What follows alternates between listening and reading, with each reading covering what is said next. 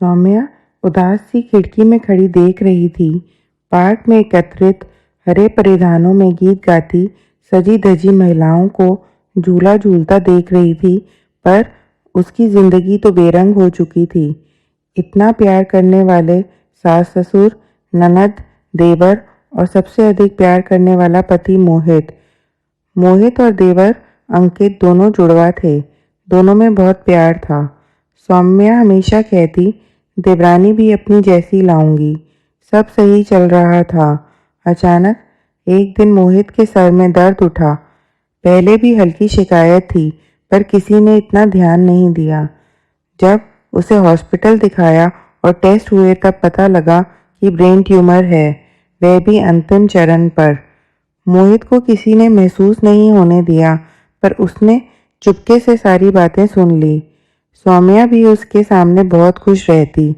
अंकित भी मोहित और सौम्या का बहुत ध्यान रखता, बल्कि उस पर तो माँ बाप को भी संभालने का भार था। सौम्या के मायके वाले भी आहत थे। श्रावण का महीना शुरू होने वाला था। सब नव विवाहिता मायके जाने को तैयार थीं। मोहित सौम्या से कह रहा था, तुम भी तैयारी करो, हरियाली तीज पर अच्छी तरह श्रृंगार करना। पहली तीज है, मैं तुम्हें देखने आऊँगा।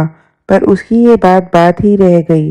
एक रात फिर तेज दर्द उठा और वह सबको रोता बिलखता छोड़कर चला गया, दोबारा ना आने के लिए।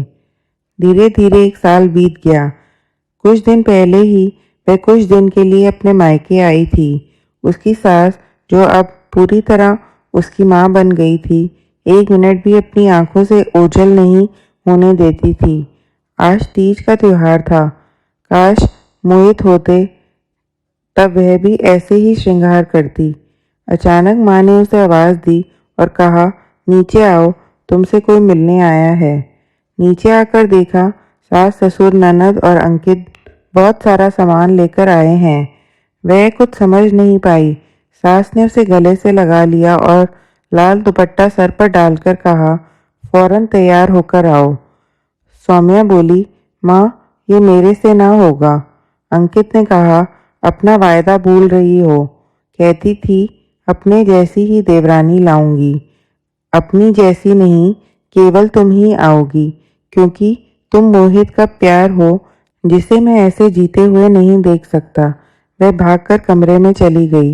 अंकित को पीछे जाने के लिए माँ ने इशारा किया। अंकित कमरे में पहुंचा और बोला, तुम क्या समझती हो, मोहित को अपनी बीमारी के बारे में पता नहीं था? उसे सब पता था और उसने माँ, पापा और मुझसे तुम्हें अपनाने के लिए पहले ही वचन ले लिया था। सौम्या अंकित को देखती रही, क्योंकि दोनों जुड़वा थे, इसलिए दोनों में बहुत समानता थी। अचानक वह बहुत रोने लगी। अंकित ने चुप करके तैयार होकर नीचे आने को कहा। जब वह तैयार होकर नीचे आई, माँ के कहने पर अंकित ने उसकी मांग में सिंदूर लगा दिया। सौम्या की माँ पापा दोनों की आंखों में आंसू थे। सौम्या की सास ने कहा, बेटा, तुम पहले भी मेरी बेटी थी और अब भी बेटी हो। दूर कहीं गाना बज रहा था, सावन के झूले पड़ेंगे, तुम चले आओ, तुम चले आओ।